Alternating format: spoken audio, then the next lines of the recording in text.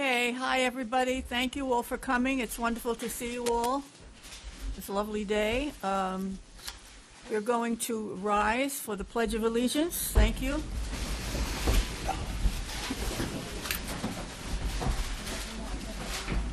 I pledge allegiance to the flag of the United States of America and to the republic for which it stands, one nation, under God, indivisible, with liberty and justice for all. I'm going to ask Brian. Will you come up, Brian?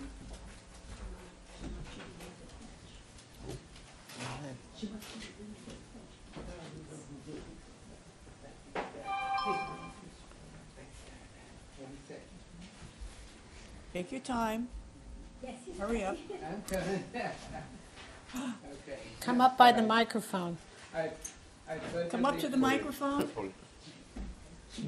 We already did We the don't have pledge. to do the pledge. We already did the pledge, Brian. We already did the pledge. So what's he coming up for? He's going to Thank the veterans. Thank you. Are we sitting? Are we sitting I down? pledge allegiance We already did that. Of the flag United of the States States of of America America. and to the republic for which it It stands, stands One nation, under God, indivisible, with liberty and justice for all. Thank you. You caught me off guard there. Moment of silence for what's going on in the world. And thank you. Have a seat. Thank Am you. I starting off, Yes. Rosemary? Yes. You're going to announce the passing of the ballot.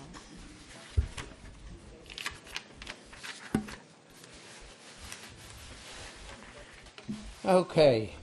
Caught me off guard. I'm a little nervous. I live in Jefferson Village. I'm going to read this a little bit so I don't leave any important facts out. We're a senior community, and it's over age 55. It's located at 6th and Hill Boulevard, and we're made up of 11 villages with over 1,000 residents. Rosemary lives there too. Jefferson Village Veterans Club is a private club open to residents of Jefferson Village only. We have over 100 members. We try to meet once a month, and we have volunteers who set up tables, serve food, and clean up. We have speakers including New York State Senator Pete Harcum, Matt Slater, Yorktown Supervisor Ed Lockerman, Yorktown Chief Robert Noble, Judge Gary Ranioli, United for Troops, American Legion, VFW, etc., and people from Montrose, VA, that give us our benefits and tell us what we're entitled to and what we can do. JOC, Jefferson Owners Corporation, and the board support us. We have a wall of heroes for those who ever get to our clubhouse inside with pictures and the date of service and where they served on the armed forces. The wall is quite impressive. They served in the display again. You can see it through the window. We meet in the annex, which is a building adjacent to the clubhouse, has air conditioning, kitchen, heat, and the whole bit, and supplied no charge to us by JOC. Coffee is also supplied by JOC. We hold 50-50 raffles on the 4th of July. Halloween proceeds are distributed in the veterans by the veterans to the Veterans Club, first responders, and other organizations. A veterans table is set up at the annual tag sale. There's 3 flagpoles at the front entrance of our clubhouse, which is maintained by JOC. We sponsored a trip to West Point and had lunch at the Thaler Hotel. JOC holds a Veteran Days luncheon for veterans and widows. Food is supplied by JOC again. Carrigan Funeral Home also contributes, and a lady named Joanne Coogan of Houlihan Lawrence, who is a sponsor of our Veterans Club for the last 14 years. She supplies cakes and cookies. We're very grateful to JOC for their support, but without the veterans and widows participating, there would not be a Jefferson Village Veterans Club. Thank you for listening to me. I also have American flag pins. Anybody wants one, they're available to you. Just look. I'll put them on the table in the back. Thank you very much. Thank you. Thank you to our veterans. Thank you to all our veterans. All right, one other thing I'd just like to read, if I may, take a second. This is from a veteran. I don't know who wrote it. I have done things that haunt me at night so you can sleep in peace. I have been away from my family from a long time so that yours can be safe. Yeah. I have sacrificed a lot in my life so that you may live free. I have done these things because I have sworn an oath to my country, and I will live by this oath until the day I die, because I am and always be a U.S. veteran.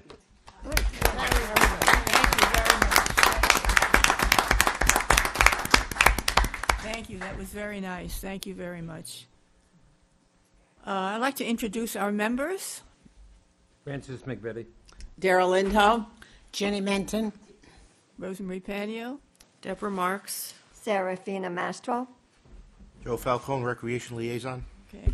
Diana Quast, Town Clerk. Very good. Very good. I'm going to have to switch these two because I see Ken Jenkins is not here yet. So I'm going to ask Dr. Lama. Where is she? I know she's here. There she is. Dr. Lama, an endocrinologist, is going to speak about metabolism, diabetes, and thyroid. Introducing her. Oh, yeah. Introduce Wendy. Wendy's coming in. Oh, I'm sorry. Wendy McNamara will introduce her, yes. Thank you so You're welcome. Thank you so much. Hi, everybody. Hi, Wendy. Welcome It's great. back. Thank you. It was so great to see everyone, and thanks to all the veterans. My birthday is actually Veterans Day, so I have a special place in my heart for that day and for all that served. I want to interrupt you for one moment. She is here today despite the fact that she had a severe injury to her elbow, and she has a cast on, as you can see. But that's how devoted she is. Thank you, Wendy. Thank you so much. Oh, no, it's actually my pleasure to see everyone, and I feel like this helps me in the road back. So for those who don't know me, my name is Wendy McNamara. I'm Community Affairs Coordinator at New York Presbyterian Hudson Valley Hospital, and I would like to thank Rosemary and the board for inviting us to speak. New York Presbyterian Hudson Valley Hospital is your neighborhood hospital, serving the heart of the Hudson Valley community with specialties in cardiology, endocrinology, cancer care, orthopedics, digestive health, obstetrics, and gynecology. It is now my pleasure to introduce my colleague, Dr. Genevieve Lama. Dr. Lama is a board-certified endocrinologist at New York Presbyterian Medical Group Hudson Valley, specializing in endocrinology, diabetes, and metabolism. She treats a wide range of hormone-related conditions, including osteoporosis, thyroid disease, obesity, adrenal disorders, and polycystic ovarian syndrome. She creates individualized treatment plans and assists patients in making lifestyle changes such as maintaining a healthy diet and exercising regularly. Dr. Lama has been practicing for more than 22 years, not possible, providing compassionate and comprehensive care to her patients. We are so grateful she can join us today. Welcome, Dr. Lama. Thanks so much for inviting me to come speak with you. This is like the thrill of my day. It's such a pleasure to be here, and thank you for inviting me. Thank you for having me. And I'm just a few years shy of being able to move into Jefferson Village, but if I were a veteran, I would be there. That's really a wonderful organization you have. So I've sort of been asked to speak about anything that really I would like to, and I think I'll probably spend a little bit of time talking about the things that we see most commonly as endocrinologists. So an endocrinologist is a doctor who specializes in hormonal disorders. So they range from, as you heard from Wendy, various things. The most common things that I see are osteoporosis and diabetes and thyroid problems because they are most common. And I'm going to spend a little bit of time talking about those, and then I'm happy to take questions from you, at the end as we go along. So I'm just going to talk a little bit about diabetes, and you mentioned already the importance of lifestyle, healthy diet, healthy weight, exercise. So that's a huge part of the challenge of what I'm doing because I can only do so much, so I really rely so much on people to help with the lifestyle part of what I'm trying to treat, because any medication I prescribe for you, you can easily outdo if you want to by doing things that aren't in the best interest for your health. So especially around the holidays, it gets to be a little bit hard to do these things, but I tell people, this is a disease that you have pretty much for your life most of the time if we're talking about diabetes. But you're allowed once in a while to take a break and enjoy those holiday things, because if you deprive yourself so much all the time, then it gets very difficult to maintain a healthy lifestyle overall. So nobody's perfect, and I don't expect anybody to be perfect, but the things that we do try to focus on are portion control. I do refer a lot of people to nutrition to help with that, to help give us an idea, because growing up here in this country or dining out where we dine out, most of what we get when we eat out in restaurants is not really a healthy portion, and it's harder to resist that when it's sitting in front of you versus saying, I'm going to take this home and I'm going to have this for lunch tomorrow or for dinner, a couple of days from now. So a lot of emphasis, I think, importance on nutrition, and New York Presbyterian has a really great program where they invite us as physicians into their kitchen. They have a beautiful kitchen, a teaching kitchen, and we get to talk to people about diet and perhaps cook a healthy recipe alongside with them. And so I really enjoy doing that too. So that's very important. So as far as type 2 diabetes goes, a big risk factor we see, and that predisposes people to developing diabetes, is family history. So when I say type 2 diabetes, I'm just going to explain what that means to you. So type 2 diabetes is the diabetes type that we see in people as we get older, usually. Not usually the kind that is diagnosed when in infancy or childhood or even teenage years. Most of the time, people who we're interacting with here, most people here are probably more familiar with type 2 diabetes. And type 2 diabetes is a great risk based on family genetics. So type 1 diabetes, not so much, but type 2 is much more likely to be inherited. In my family, I have some history of diabetes. My grandmother had diabetes. My great-grandparents had diabetes. And my grandmother, who had diabetes, is probably the reason why I became an endocrinologist, because she really, truthfully, didn't see a doctor, didn't take care of herself, wasn't doing the right things as far as her diet, and she was found to have diabetes when she had a stroke that left her paralyzed on one side of her body.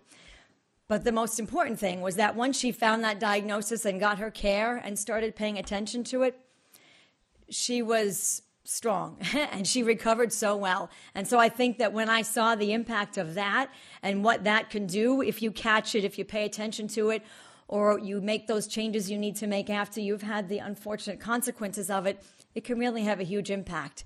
So what we're striving for is quality of life. So we strive to keep certain parameters we measure in the blood for diabetes in a certain range, because by doing that, we reduce the risk of complications of diabetes. So we're talking about eye disease and vision loss. We're talking about kidney disease and kidney failure.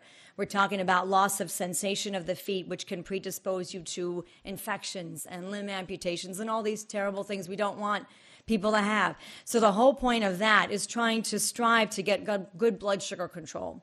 We measure blood sugar control a couple of ways: by what you do at home, whether you're doing a finger stick or whether you're using a sensor to monitor your blood sugar. When you have an annual physical and your doctor does blood work, they usually do a blood test called a hemoglobin A1C, which gives us an idea as far as how well controlled your diabetes is. And we strive to keep that, in a lot of people, below 7. As we get older, we loosen that a little bit, and sometimes those restrictions are a little bit looser in people who have had some history of coronary artery disease, some heart problems. So the goal A1C is a little bit individualized, but for most people it's below 7 or below 7.5. And the way we try to accomplish that is lifestyle, exercise, and medication. Recommendation for activity for seniors is about 150 minutes a week of physical activity. It doesn't have to be running on a treadmill. It can be walking. It can be walking around your house, walking while you're watching TV. It can be things like that. It doesn't have to be a set going to a gym and working on a machine.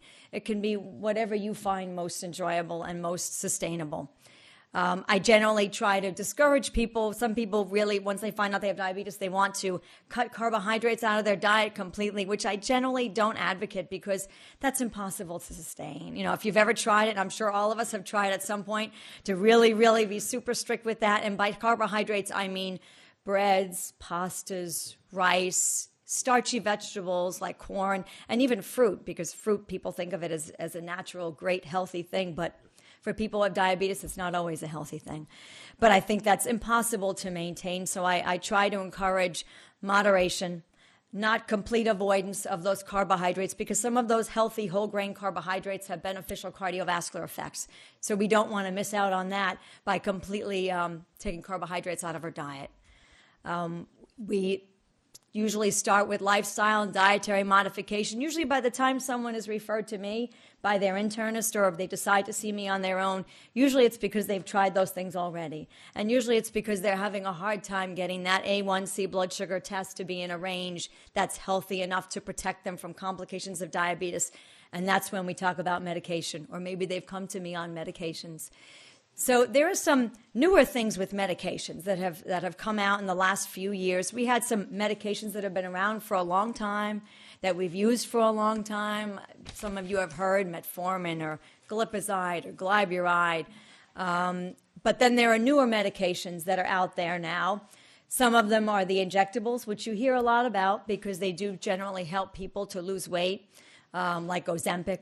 And Zep and Mounjaro and Rybelsus, which is an oral form of those medications that are good for healthy weight, lowering weight, and improving the A1C.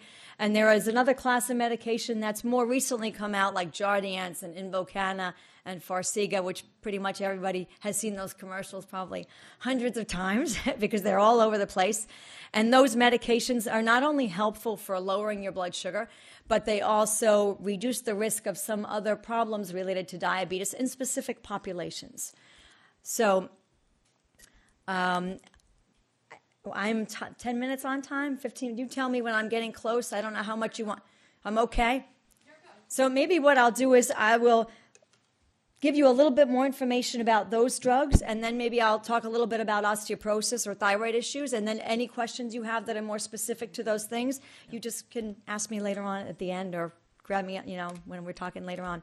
So these drugs like Jardiance and Farxiga and Invokana, are helpful for people with diabetes, but they're also helpful even in people without diabetes who have congestive heart failure, who have some cardiovascular issues. So for years when we were treating diabetes, we were finding that when we lowered the A1C, that it helped people with vision, it helped prevent kidney failure, it helped reduce the risk of nerve damage, but it didn't necessarily help reduce the risk of heart attack. And we thought, well, we're doing all this and we're getting that A1C where it's supposed to be. Why are people with diabetes still having heart attacks? And why are we still seeing all of this? And these drugs came out, and eventually it became required that when drugs sought approval by the FDA, not only did they have to show the usual safety benefits and reduction in A1C, improvement in blood sugar, but they started saying, well, what of these drugs show cardiovascular outcomes? Because we're missing the boat on the cardiac issues, and we're not preventing those issues with all these drugs that we've been using for years, with the exception of perhaps metformin, because metformin has been shown to have some cardiovascular benefit. So they started looking at these other medications, and they found that these newer drugs, like Jardiance and Invokana and Farxiga, what we call SGLT2 inhibitors, were showing a beneficial effect in the heart. So in people who have diabetes, who have kidney disease known to be the case, or have pre-existing coronary artery disease, let's say they've had a stroke or a heart attack or have had a stent put in, from an abnormal angiogram, those people actually show an improvement in cardiovascular outcomes from being on those medications, independent, separate from the A1C improvement we see on those drugs. So that's something important about those medications. They have a lot of different side effects. So usually I spend a couple minutes talking to people about those side effects, and I sound like one of those drug commercials. But if I don't tell you what to look at on these medications, you're not going to know if you have that side effect, and you're not going to be able to tell me, hey, I'm noticing this. Is this from this new drug you put me on? So that part of that is educating you about that. Some people get dizziness on these medications. Some people get urinary tract infections. Those are the more common side effects on those medications.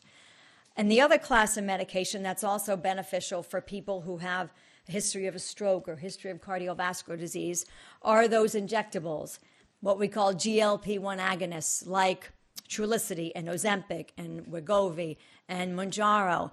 And they help people to feel full earlier, so they do help with weight loss with those medications. They do suppress the appetite, so we do sometimes see a good improvement in weight, which helps the blood sugar, but it also in some people decreases the cravings and makes it easier for people who know they shouldn't be having certain foods to avoid them.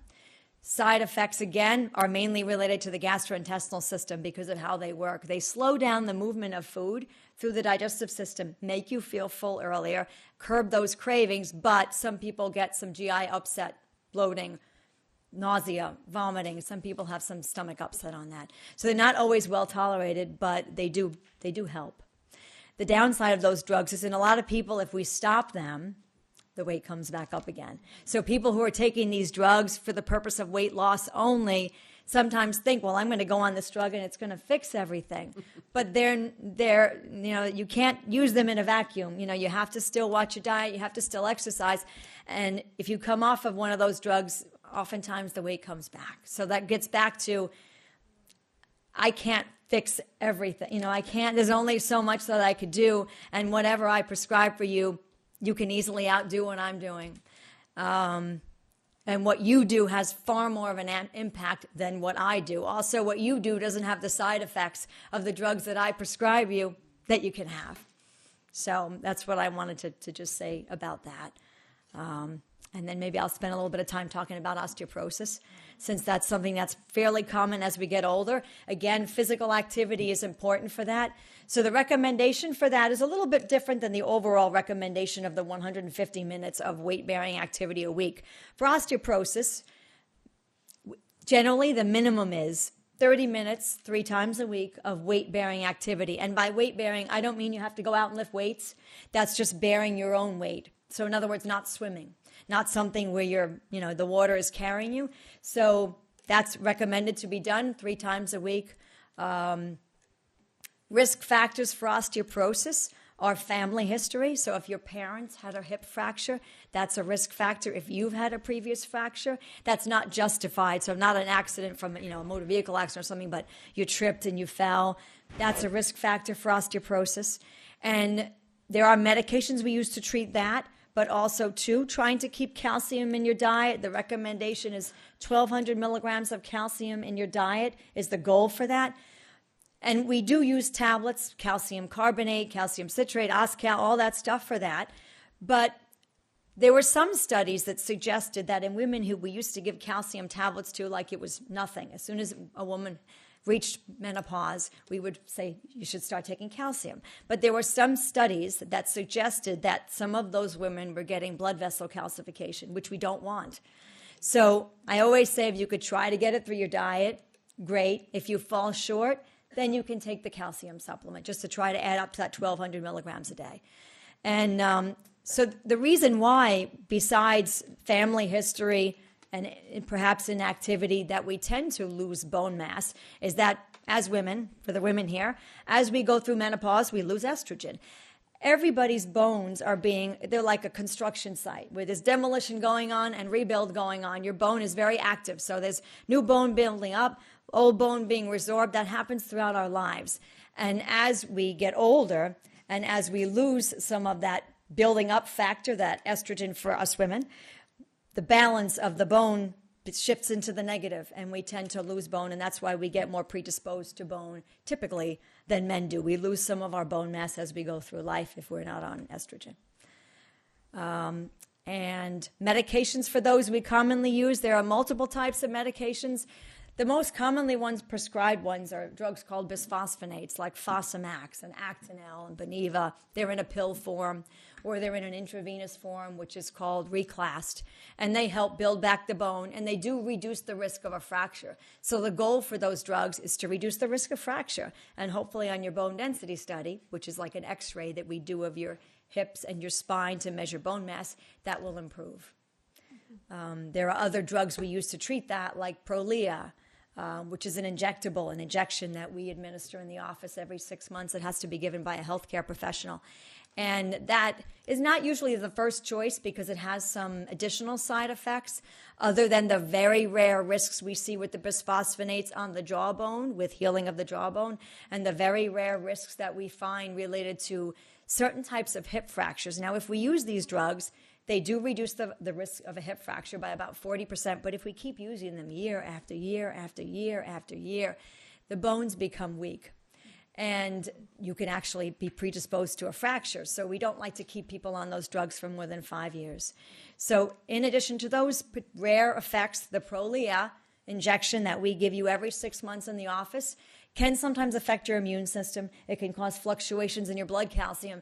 And it's given every 6 months, but if you miss a dose by at least a few months, you can actually have a rebound increase in your risk of a fracture. So it's important that once you start that treatment, you really stay on top of it because you don't want to miss it. Because if you miss it, then you will have a risk of a spinal fracture that's actually higher than it would have been if you hadn't been on it. So we just want to be careful with those medications. And then the other medication we use for osteoporosis is an injection that you give yourself every day at home. It's very powerful. It's very strong. It helps build back bone mass, especially in the spine. It's good for someone who has had spinal fractures before, who really needs a lot of help to keep their spine intact. But that's only used for 2 years, because in laboratory animals, there was a concern about a risk of bone cancer in it. So after 2 years of lifetime, anyone who uses that for 2 years, humans, for 2 years, we don't continue to prescribe it. We replace it with something else. What about that Fosamax? Is there a time limit on that? Because that's No. really an Well, old technically there isn't, but generally my preference is no more than 5 years, continuously. And then sometimes we'll tell people, okay, take a drug holiday off of it. Stay off of it for a year or two, and then if it looks like your bone mass still needs it, then we would start it again. But usually we don't encourage too much more than 5, 7 years at a time. Are you seeing yoga classes for people with osteoporosis? So yes, yoga classes, I would say, helpful, also particularly helpful for agility. So in senior citizen population, the exercise that I told you about, the guidelines for what you should be doing, as we get older, over 65, there's also a recommendation that we do some exercises for stability.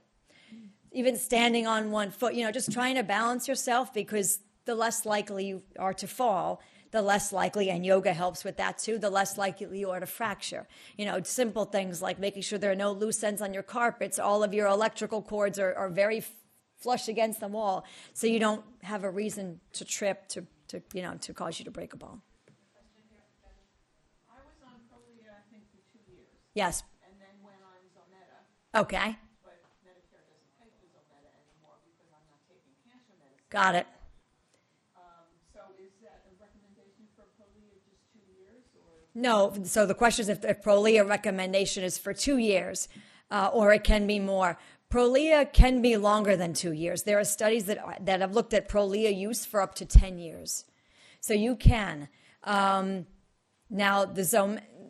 I don't know if you're who is managing your bone loss, your oncologist or your endocrine or whatever, or your general practitioner, or both together. But sometimes oncologists will want Zometa, particularly because there is improvement as far as bone metastasis and cancer risk for people who have had a previous history of cancer. So we have reasons sometimes to use that. But no, you can use Prolia for longer than that.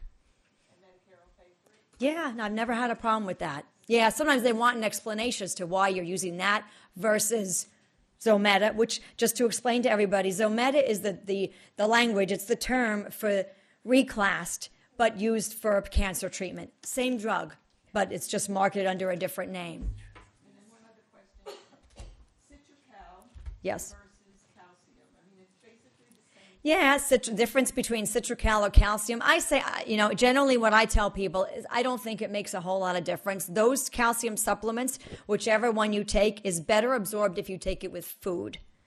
But other than that, I don't feel strongly about one way or the other. I always try to encourage people to try to get that calcium from your diet, but when you can't, that's fine. But if you're on thyroid medication, I'm just going to say, because I'm an endocrinologist and I deal with this a lot, is that if you're on thyroid medication, levothyroxine or Synthroid, you should separate your calcium tablets by at least 4 hours from it. So your thyroid medicine would be on empty stomach first thing in the morning, no food, coffee, or tea for half an hour, and then any calcium supplement should be at least 4 hours after.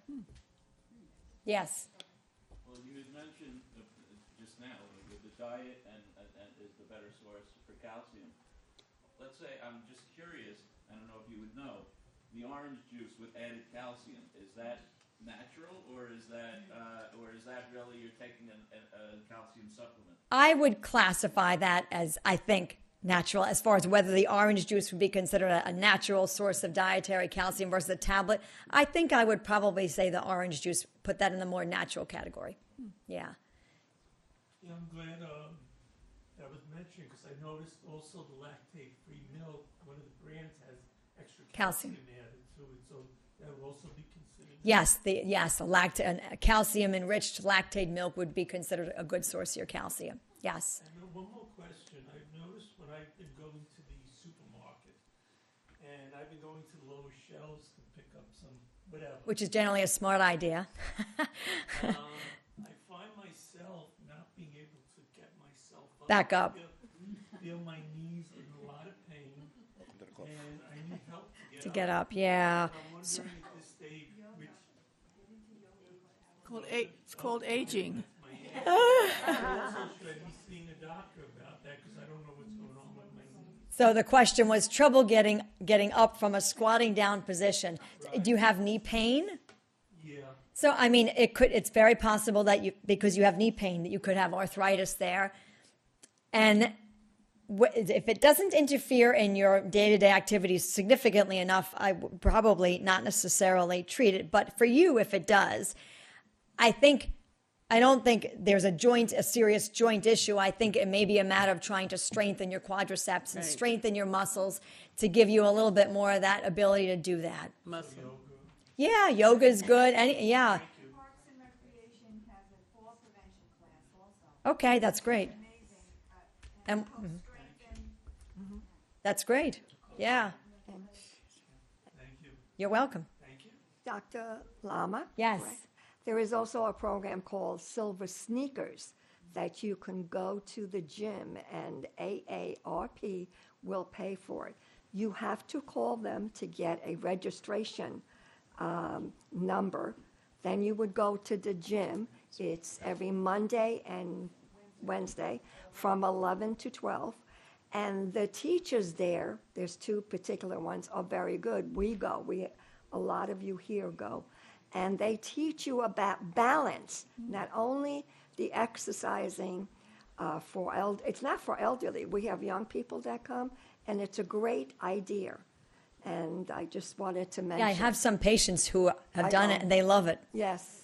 So yeah, thank you. Yeah. She goes and. And Silver Sneakers also, if you don't have AARP, you can go online and join. I don't have AARP. And there's all kinds of classes at home, too, you can do. Right. Very good. Hi. Thank you for coming. Oh, you're welcome. I mentioned diabetes. Yes. I have diabetes rampant on both sides of the family, taking insulin. My mom, my grandmother, very sad, legally blind. They didn't lose any limbs. My sister, I've heard that it skips a generation. My sister and I have nothing. My sugar is normal. Good. I know, I say I watch my carbs. Yeah. My sister doesn't watch her carbs, and thank God she's Yeah. so.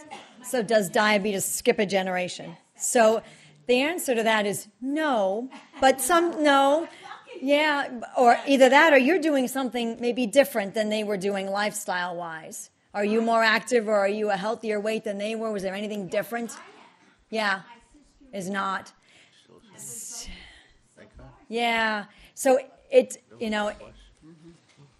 doesn't, so you're right, you will see that. You'll have some people who will follow the straight and narrow and have diabetes, and some people that don't, and, and it varies. It's hard to predict. I guess the only thing I would say is the best you can do to prevent it, since you have that family, and I've got that family history, is trying to be healthy. But you're right. Your sibling maybe not making the healthiest choices, but maybe very fortunate in the fact that so far it has not caught up to them.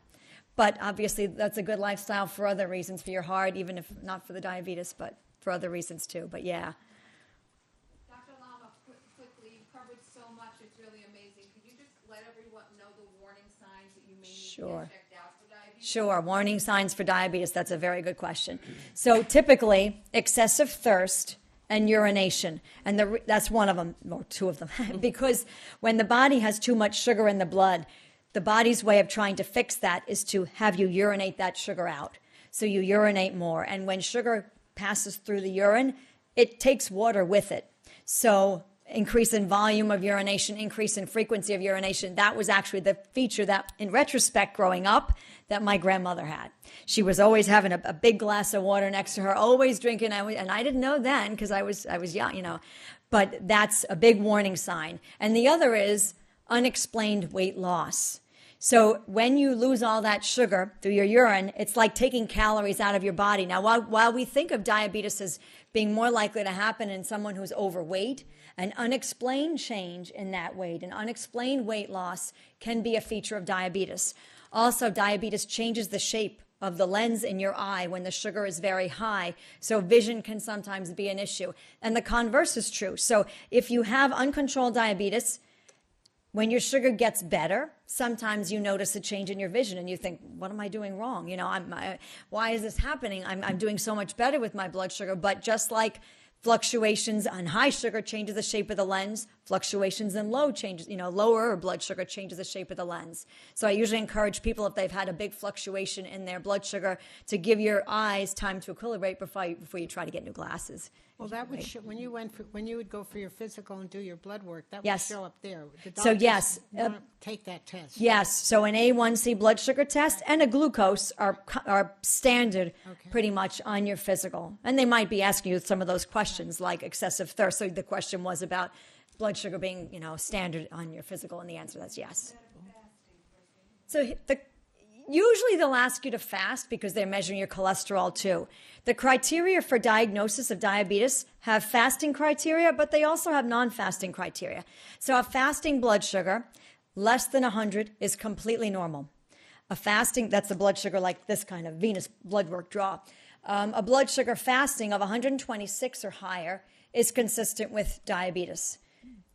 100 to 126 is what we call impaired fasting glucose or pre-diabetes.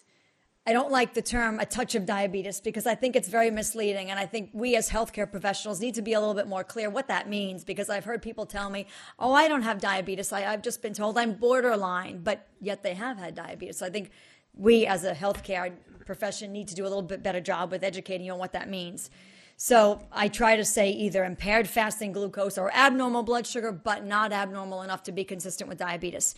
When we do that A1C blood sugar test, a completely normal A1C blood sugar test is an A1C of below 5.7. 5.7 up to 6.5 is abnormal, but not diabetes. 6.5 or higher is diabetes. You don't have to fast for that A1C test. So people will tell me, oh, I can't do an A1C. I ate this morning, or I ate. That test is a 2 to 3 month average of your blood sugar. So that test measures something that's deposited on your red blood cells. And the red blood cell lifespan in most people is 2 to 3 months. The higher your blood sugar, the more that material gets deposited on your red blood cell. And that's why an A1C is a measurement of blood sugar. I've heard of ketoacidosis. Yes. with diabetes. Yes. So ketoacidosis with diabetes. Ketoacidosis is a process that happens in the body when the body tries to generate fuel, but does it in an inefficient way that generates too much acid in the blood. And that acid makes you feel sick, nausea, vomiting, abdominal pain. People with type 1 diabetes are far more prone to develop diabetic ketoacidosis. Diabetic ketoacidosis, once you present with those symptoms, we confirm it on blood work, and it's treated usually in the intensive care unit. It's pretty severe. There are some situations where we see people with type 2 diabetes who aren't usually prone to diabetic ketoacidosis having it. And those are situations of severe stress. So, for example, a heart attack, a severe infection, someone with type 2 diabetes might develop DKA. And also with some of these newer drugs I talked about with you, the SGLT2 inhibitors like Jardiance and Farxiga and Invokana, if you listen to those speed talking commercials where they tell you every side effect, you'll hear that as one of them. And sometimes we see that. And it seems to be more of a risk in people who become dehydrated. So that's why your doctor may tell you if you're undergoing a procedure or a surgery, they may want you to withhold that medication for a few days before, just to make sure you're well hydrated so you don't get diabetic ketoacidosis. You mentioned dehydration. I'm hearing an awful lot about that, on the internet, and that it's more common among elderly Yes, because a lot of people, as we get older, sometimes we're on medications for heart failure or blood pressure, like water pills, like diuretics, and so that can predispose us to becoming dehydrated in that way too. So that was the question of older people being more prone to dehydration. Yes, yes, Okay, that's enough. Thank you. There's another question? yes, You mentioned level 37. yes. Thyroid medication. That has to be taken with a nice cup of water. Yes, you should take it with water because the tablet for the levothyroxine, some people say they just gulp it down. I don't know how people do that, but I can't do that. But anyway, some people will just gulp down a pill, but that pill tends to expand a little bit. And so you want to take it with water. You want to wash it down. That's the only reason why, it's good to have water. Yeah, but that's the reason why. And you shouldn't take it with coffee or tea because somebody did a study and found that taking it with coffee interferes with the absorption of the levothyroxine. So why would they do such a study? Because nobody wants to wait half an hour for their coffee, but ideally that's what you're supposed to do is half an hour before food or coffee, and I include tea in that too. Thank you very much. Thank you. welcome. Thank you. All right. You're welcome. Thank you. You're welcome.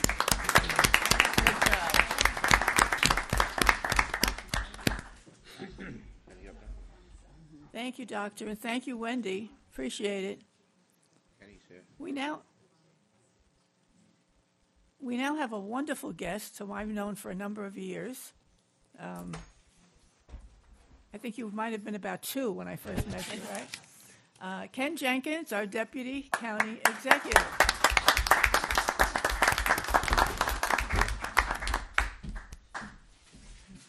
How are you? First, I'm wonderful. Thank you so much, Madam Chair. It's always good to see you. Wonderful seeing you. And yes, we both knew each other for when I was 2 years old, and I was 4. And you were 4. First, thank you so much for the opportunity to come up and speak to you today. One of the things I saw the county executive last night. He came back from Washington. He's in member orientation. So after he won election, they have for the next 2 weeks. He'll be down in Washington. He came up last night to get recognized by the Business Council of Westchester. He looked great. He said to say hello because he would come up with cookies and do those kind of things. But people continue to ask about what is the process. And I know, Madam Chair, you actually know the process from her Board of Election days. It was Rosemary Paniel doing that. The process is very complicated at one level, but not at the other. Supervisor Lackman and the folks here in Yorktown know about special elections. And sometimes the special elections happen when George resigns before January 3rd. So we don't know what day that's going to be, but it's got to be before January 3rd because he swears in Washington on January 3rd. He's trying to make sure his dates are right. I don't know if anyone here thinks about pensions and retirement dates and that kind of things, or you already thought about them. His 20 years in government service, we believe, is on January 2nd. So it makes a difference, as everyone knows. So we're trying to make sure that everything is because all the work that George has done over the years at every level. The Board of Legislators appoints an acting county executive and sets a special election for within 90 days. So what we expect that's going to happen is sometime in February there'll be a notice of a special election, and there's a lot of speculation. We don't know until the votes get counted whether or not it could be anyone in Westchester County who has lived here for 5 years, a registered voter, can be appointed the acting county executive. So that may or may not happen. We'll see how those votes go. I've been privileged to be the deputy county executive with George Latimer when we walked in together in 2018, and we have been able to do so many good things around the county together. What we're looking forward to now is trying to make sure that we continue the work that has happened over the years. So I know we're all excited for the Senior Hall of Fame. I think it's the 42nd Annual Senior Hall of Fame. I'm sure that some of you in here will be recognized. If you've been nominated and recognized on December 6th, I think it's 11:30 to 3 down at the Marriott down in Elmsford, where we'll be able to see everyone and have a wonderful time and get recognized by your peers throughout the county. Last night, the county executive did a good doo-wop. I do not sing at all. It would be bad. We don't want anyone's ears getting hurt or anything like that. But he did a good doo-wop last night. I'm sure that he'll dance up a storm as normal. But again, we look forward to seeing all of you. When I was listening to Dr. Lama and thinking about all of the things that we have going on in Westchester County for our senior community, and everyone knows May Carpenter. May Carpenter was there maybe 10 or 12 years before Rosemary, Yeah. right? But she's been doing a wonderful job with our public-private partnership that we work together. So the taxpayers actually pay very little for the work that our Department of Senior Programs and Services does and partners with here in Yorktown, where you have a fantastic, not just senior organization, but fantastic programs that are being made available for all of the residents of the town of Yorktown, as well as the things that we do in the county. If you decide to, every week when we do our media briefing, I have the privilege of talking about the parks programs and whether that's yoga in the park. It's kind of getting cool for that now. Or inside of the Westchester Mall, if you decide to go down there for that, it's 8 in the morning until 10 every Tuesday and Friday that you can walk around. If you decide to go down there, maybe for an appointment or something like that, take advantage of that time. And again, that's inside, so you don't have to worry about the inclement weather and things that happen maybe on the trail. We have a beautiful county, and I know all of you already know that. And with the North County Trailway right behind us here to take advantage of that and be able to walk and take advantage of the 18,000 acres and over 53 facilities that you all pay for, that all of us pay for our nationally accredited and award-winning park system. So those kind of things are the things that were happening. Right now, we're in budget cycle. So our budget cycle is an annual budget. You would know that we have a $2.5 billion budget for Westchester County. We have 4,500 employees, and we do so many things. But that budget is currently in front of the Board of Legislators. I believe that the second public hearing is actually here in Yorktown with Vidat Gashi being our chairman, your county legislator here in Yorktown.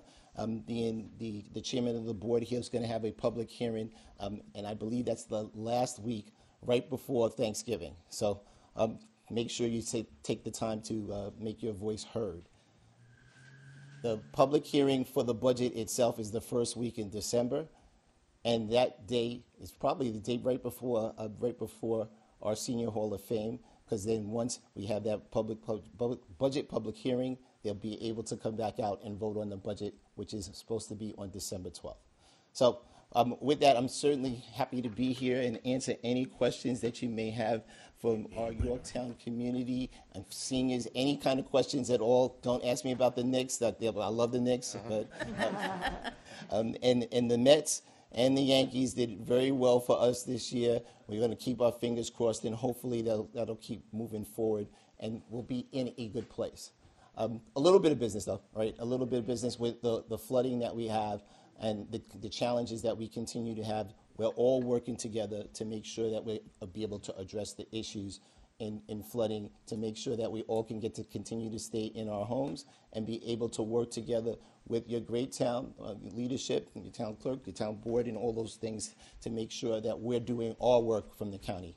We're the ones that are responsible for the wastewater recovery system. We keep changing the name to make it sound more fancy, but it's the wastewater recovery facility and providing water throughout the county. So with that, I'm happy to answer any questions, Madam Chair.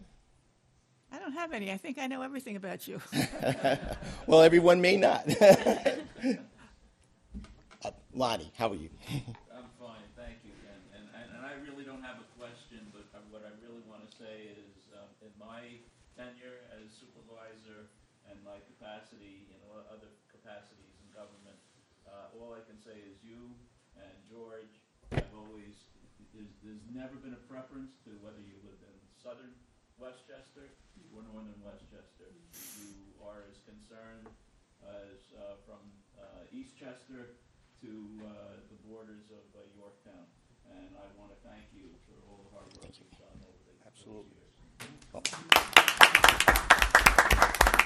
Well, first, thank you. I mean, one of the jokes, legislator and former chairman of the board, Mike Kaplowitz, who is your legislator for many years, and I would also would love to talk about, we would go from the YO to the YO, because I live in Yonkers, and of course Mike was here up in your town, so we would come up and we'd have a little bit of banter about that.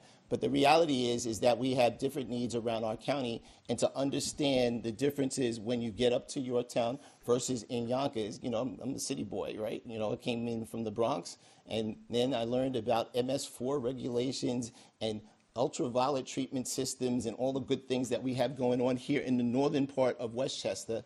There's a lovely sign that one day, hopefully, I know that they put it into a magazine article at one time. I have a sign in my office that says Westchester County is not upstate. Now, I grew up in the Bronx, and when you get on, and this sign is actually still there. So when you get around sometime on the Cross Bronx Expressway, and you get onto the Hutchinson River Parkway going north, the sign says Mount Vernon, upstate. So that sign is still there. So that's why people may be a little confused. But we know it's not upstate. We know Yorktown is central Westchester. It's not even the northern part of Westchester. Right. But again, thank you, Lonnie, for that. Very good. We're going to continue to do the work. I know that we're going to try again this year to do free transportation as we have done in the past during the holiday seasons, to be able to give everyone a little bit of a break. You all do know that it included paratransit. So we're going to try to do that again. Our fingers are crossed to see if we can continue on the revenue streams that we're doing, because it does cost us money to do it, and it's a challenging economic time, as all of us know. So. Thank you, Ken. No other questions. Well, thank you so much. Thank you, Rosemary. I'm going to hang out and sit down in the back and walk up here and see the supervisor. Thank you so much. Thank you. It's nice seeing you. That's Jefferson Valley. No, Jefferson Valley. Hi, Ed. So I do want to just, say thank you to Ken. You talk about someone needing to hit the ground running, and we've been speaking. I think the last time I saw you was Veterans Day, although Ken called to check on some of the situations that we're having here, and he's been very involved. As Lonnie pointed out, it's Westchester. And by the way, I have you both covered because I grew up in Yonkers. So did I. Now I'm in YO. So did I. Yorktown. Yonkers North or Yorktown South, where I lived. I'm not sure which way it is yet. Yonkers North. And when I used to drive up this way, we had to take a detour because they hadn't completed the bridge to connect the Taconic and the Sprain. So, yeah. Hawthorne Circle. Hawthorne Circle. Exactly. I want to first start out and say thank you to our veterans. I know we have Brian, a Purple Heart veteran, in the room. We had to celebrate Veterans Day with a few ceremonies. A beautiful one at Jefferson Village. There was one at Trump Park residences.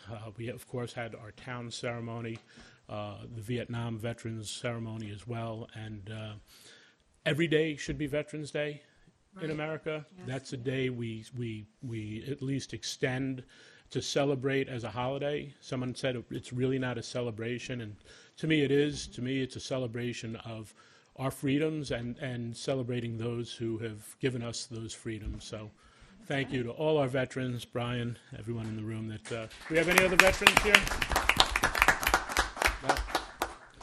No? So as Ken pointed out, it is budget season. We're also on an annual budget.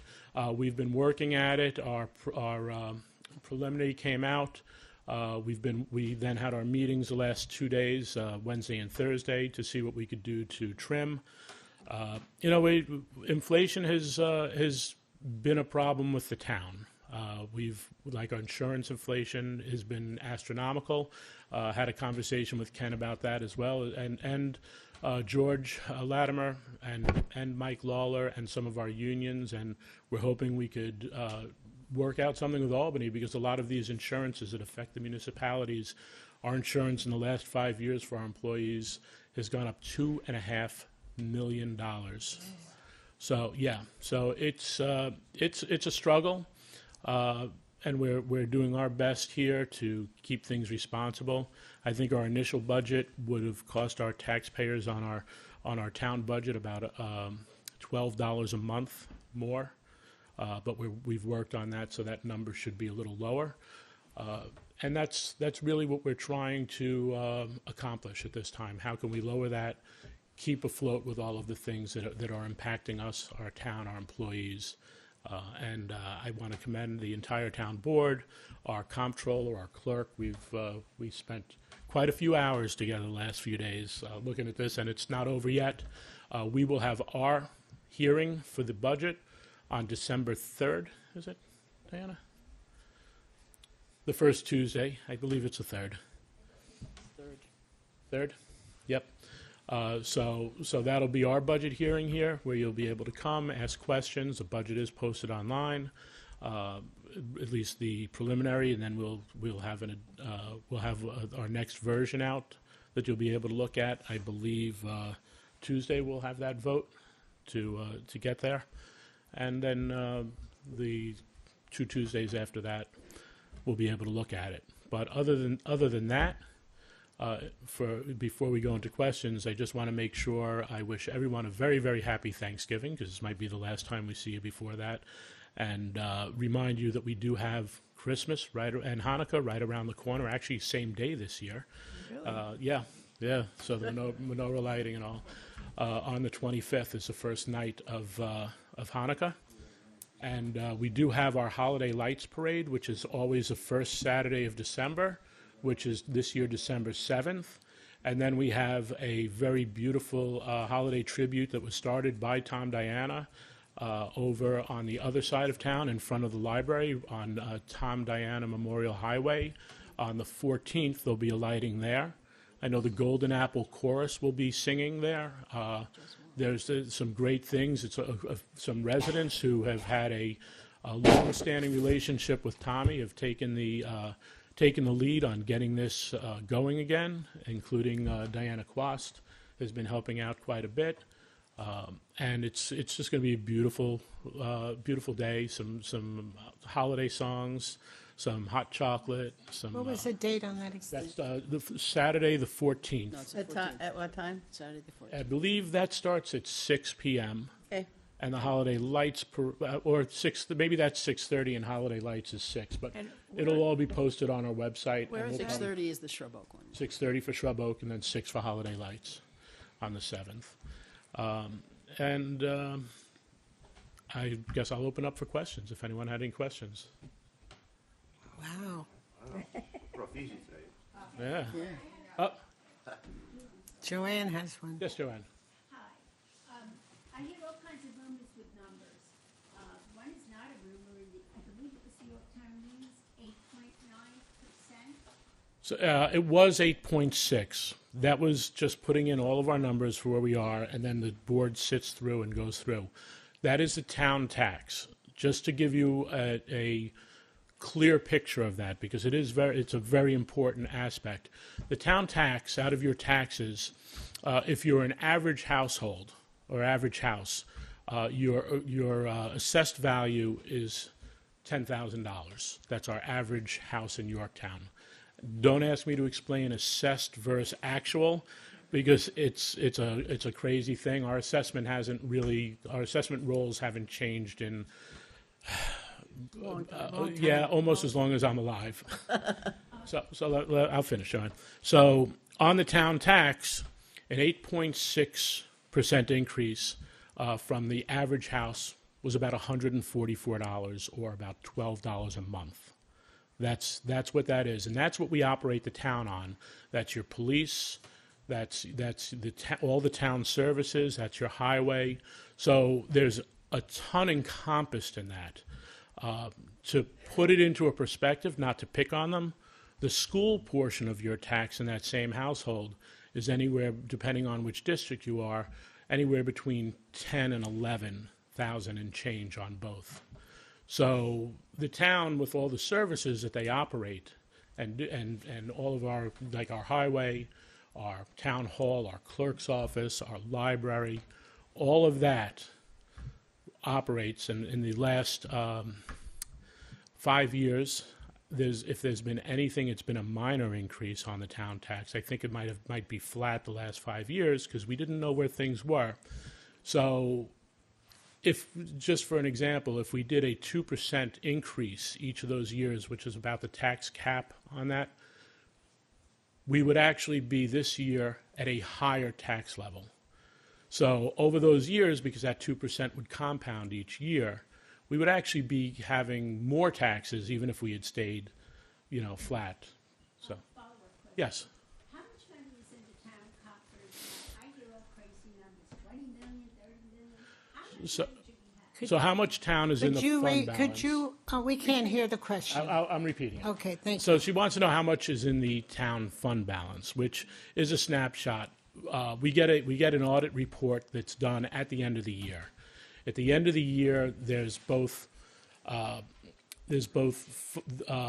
general fund balance, and then each of our districts may have a balance. So there may be a balance in the sewers, which is money that's going towards sewer projects, and the water department, which is specifically towards water projects, because those are different taxing districts, so they're affected differently.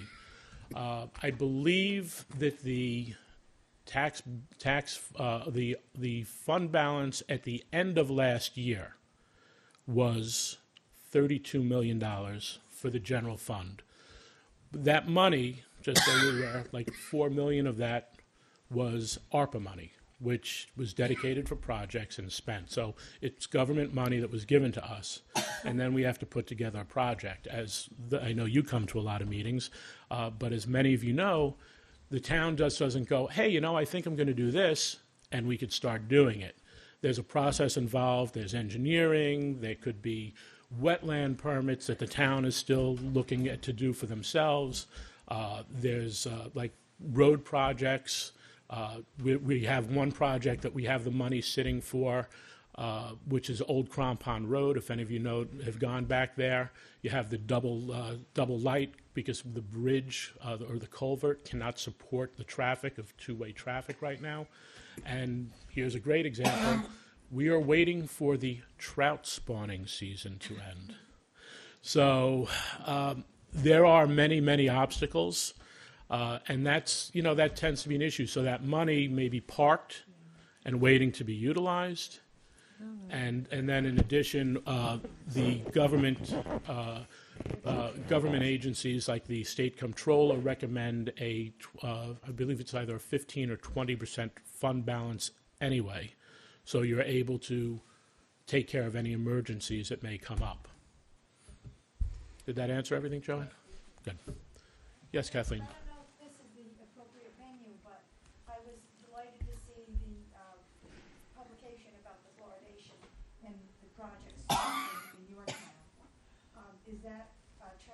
Does that terminate at a certain point and then have to go on, or? So Kathleen asked about the termination of the fluoride in our water. So we worked for a lot of years to get our fluoride plant up and running again. The reason that it had to be redone is that the fluoride started to drip out of the containment system, and fluoride in its raw state before it's diluted is extremely caustic. It actually ate through the cement floor in the Catskill Water District building. So we had to get a separate area to prevent contamination there. We rehabbed it. We did a lot of work towards getting it there. We got it running. You okay? Okay. Oh. I'm fine. All right. Sorry. No problem. We'll just want to make sure. And we finally got it running in July, and there was a lot of public comment about it, both sides of the coin. And then we found out there was a case, and we were looking at this when we were doing our research as a board. There was a case in front of a federal judge in San Francisco regarding the EPA and the studies that have been done and the necessity of it and if there was a risk. And basically the judge came back, which was actually very, very surprising, saying that it is really an unreasonable risk, especially to children and pregnant women. and there's proof of a lower IQ. And one of the points that was brought, it could lower your IQ if there's too much fluoride ingested. And one of the major conversations that formed around that were, well, how do you know, with all the different forms of fluoride, how much is being taken in through the water? And then the question about pregnant women and infants and formula being made with fluoridated water came into play. So we found it much more prudent as a board.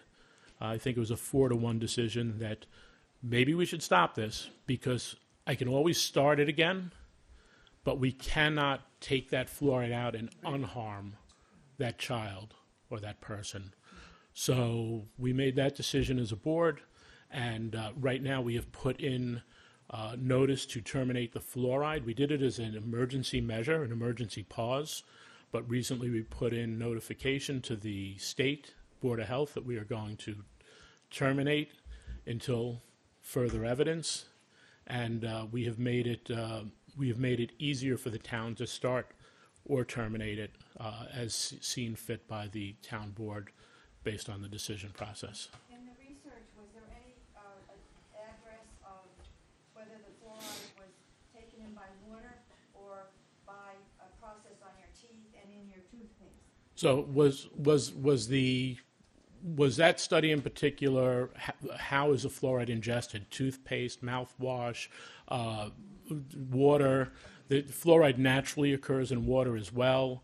Is it a fluoride treatment? And that was, I'm sure, part of the case, but the Cochrane Library, which is a very you probably know, Kathleen, very, very good source where they take a lot of the studies, compile the information, and come up with, recommendations or at least information about a subject. I had found an article that basically spoke about that, and that was one of the things that really, rang a bell in my head, which is not only with all the different fluoride sources do we not know how much, but the article came out and basically said, do we even think it's effective in community water? Is it overkill? Is it effective anymore because of the dissolution of the fluoride in the water and everything else that's there?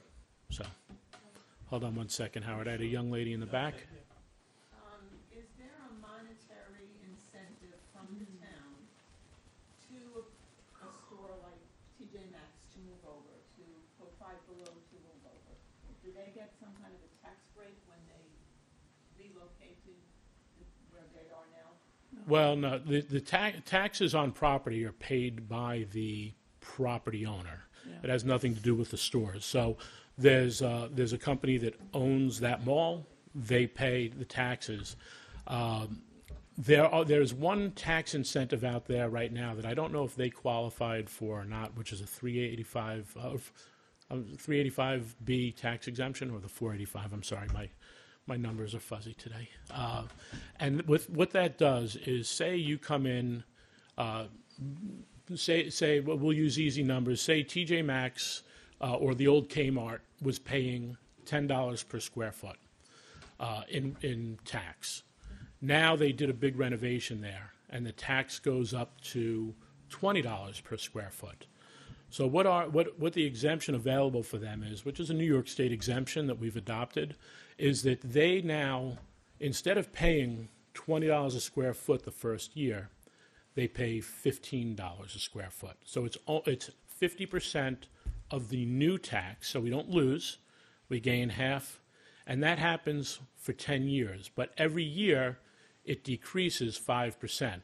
So we get 5% more of the full tax, and this is to give the landlord an opportunity to recoup some of the work that he's done to make it. I don't know if anyone's been to TJ Maxx yet. What a difference. Beautiful. And even the front of the buildings now that they're doing the stone and all of that. So that adds to their assessment, which will add to the tax, and we will end up with more money. And so the owner of the old TJ Maxx is stuck with paying whatever square foot for an empty building. Correct. Right. But it sort of incentivizes them to do some work. And if you haven't seen the signs there, the Triangle Shopping Center will be undergoing a $10 million renovation starting next year. They feel that the demographics are great right now in Yorktown and only getting better. And they with the conversation I've had with the landlord's son-in-law, they realize that they need to invest to update their property and attract the right businesses. I'll say they hired a great realtor company only because a kindergarten friend of mine, I think, is one of their partners. No, Royal Properties, they're all over the place, and they do some great work in the real estate. So we should be looking at some great improvements. And I understand that Acme is going to do their own improvement internally as well. We have a hand over here. Okay, well, okay. No, you were up, Al. Go ahead. Yeah, okay. Just a curiosity. We're going through a drought right now. I understand we're short like 9.5 or maybe 10 inches of rain. The question is, with the fluoride, was it also taken into consideration the drought? No. The drought has nothing to do with the... Yeah, the drought and fluoride is Howard's question, and they're actually unrelated. The fluoride is put into the water system. Oh, and one of the other things that came up with that Cochrane Library article was the amount how much water are we fluoridating compared to how much water is actually consumed versus using a shower, flushing a toilet, watering a lawn, washing a car. So there was a big question on that as well.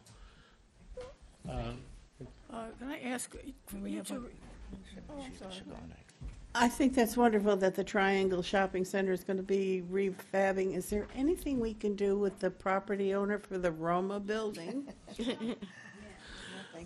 We have tried to bring them in. They've been before the board in the 9 years I've served the town. They've been here 3 different times, and they come in with something great. They back away. Thanks to the diligent work of Tommy when he was here as a councilman, they had that whole issue with the gas tank that was leaking, and they had a hole in the parking lot for forever, and then they didn't pave it. And Tom worked diligently and endlessly to get that fixed up, and that's one of the times they came back in to try to with a plan, but unfortunately it keeps unraveling. Can we find the name of the property owner so that we can do a letter writing campaign to them? As residents, as owners, or people who live in Jefferson, in Yorktown?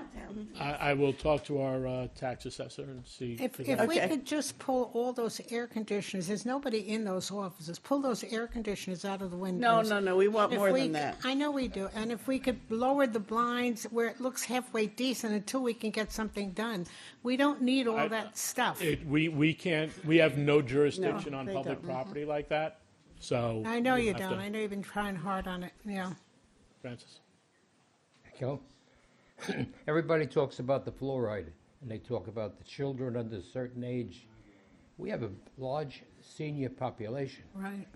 The surveys and the other experiments they've done on the fluoride water, it accumulates. It doesn't flush from the body. And we have seniors, a lot of seniors, drinking this water. And they exclude us. I guess the children are more important. I don't know if the children are more important, but I certainly don't want my brain accumulating this thing. Yes, they were the ones who identified it as a risk. No problem. Hold on, Lonnie. I think this young lady next to Carol had a question. No? Okay, no. Lonnie? Well, there's always 2 sides to every issue, if not more. But one issue with regard to the seniors that because I've worked with the health department in the county, one of the positions they take is that seniors have receding gums. And as a result of that, you have more bone loss or exposure, and that the fluoride helps prevent dental issues in seniors. So I'm just saying that there are... Absolutely. There are about 37 different viewpoints on fluoride. And actually one that, you know, since we started off talking about veterans today, Yes. one that rings true is our veterans fight for us to have our rights to choose. And that was something that also rang true where people said, and I know. I'm not posing one No, or no, the other. I know you're not. I know you're not. The seniors Don't were say taken anything. into account in some, Yes. regarding some of those issues. And I'm sure that as we all go to dentists, and you probably have some type of oral surgeons at the hospital? No? No? Not Hudson Valley. Maybe in the city, yeah. Okay, so, you know, you could always talk to your doctor about that. It's a great point, Lonnie, you know, because some people really do believe, and there are some ways to get that fluoride supplemented, absolutely. To Larry's point, I've had fluoride my entire life. I do not have receding gums, but I do wonder about the IQ. She does. Well, wonder- Joanne said she doesn't have receding gums being on fluoride her whole life, but the IQ. I could vouch for you, Joanne. I know you pretty well. You have a very strong IQ. And a strong disposition as well, so We have it doesn't someone- affect that as well. We have someone I over might have. Have someone here. Rosemary? I just wanted you to, could you repeat the date of that holiday light situation with honoring Tom Diana? Well, it's actually something Tommy started. Right. So it's really, in my eyes, it's his program. He planted that tree twice and did some great work on that. So that is December 14th, starting at 6:30 p.m. Thank you. Betty, were you up? That's it? Oh. The one up in Shrub Oak. I gotta get December 14th, 6:30. Yeah, 1.5, and then it reduced to 7. So it's lower now. Okay, so my kids all went to college, they were all top of the class and all that other stuff, and nobody's got any. And who knows if they might have been the next Albert Einstein or so right. So it's hard it's hard to quantify that, absolutely. And I will say I grew up in Yonkers, fluoridated water. Me too. And I had a lot of cavities because I ate candy and I drank sugar. So all the fluoride in the world wasn't helping me. No, come on. One more thing. Just want to remind that the rest of the world does not agree.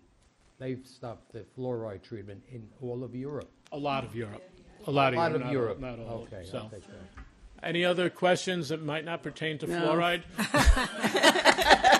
Thank you for coming. All right, everyone have a wonderful Thanksgiving, wonderful weekend, and I'm looking forward to seeing everyone at the parades. Thank you. Okay, well, I'd just like to thank our lunch sponsor, New York Presbyterian Hudson Valley Hospital. We appreciate it. And I'd let you know that our next meeting is December 20th. Rosemary, I have two things I'd like to mention before people leave. First, last month we neglected to say thank you to Assemblyman Matt Slater's office for having the health fair at the Jefferson Village Community Room.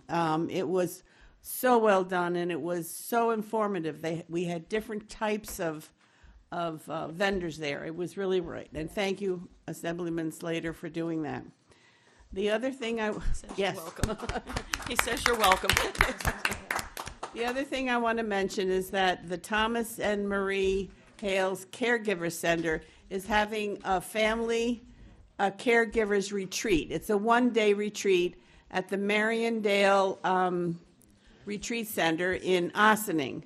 It's free. It has the day will be packed with wellness offerings, breakout sessions, and a keynote address. And so I just wanted you to know that if anybody is interested in doing that, if you're in the situation of being a caregiver, which it relates to me, I think it would be very beneficial for those who want to come. And if somebody's interested, come and I'll give you the information.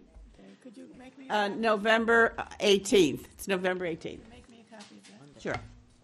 Thank you. Diana Quast, I believe, would like to speak. Our town clerk. Well, first I want to thank Brian and all of our veterans for their service to our community and to our country. I want to congratulate Rosemary Panio on being, she will be inducted into the 42nd Westchester County Senior Hall of Fame on December 6th. That means I'm old. I want to thank Deputy County Exec Ken Jenkins for coming up and sharing his time with us. I want to thank Dr. Lama because what a great presentation she gave today. I want to wish everyone a happy Thanksgiving. And if you need my office, give me a call at 914-962-8152. Thank you. And Thank you. Thank you. Okay. So we look Also, forward- Rose, Yes, with where the are you? Parks and Rec Commission, I just want to say that Al Vilbel, he's the former Parks chairman. He passed away the other day. He's a good man, and he did great for our parks in the town. Al, rest in peace. Thank you. Thank you. Sorry to hear that. Okay, so we look forward to seeing you on December 20th. Have a lovely Thanksgiving, everyone. Thank you so much. Thank you.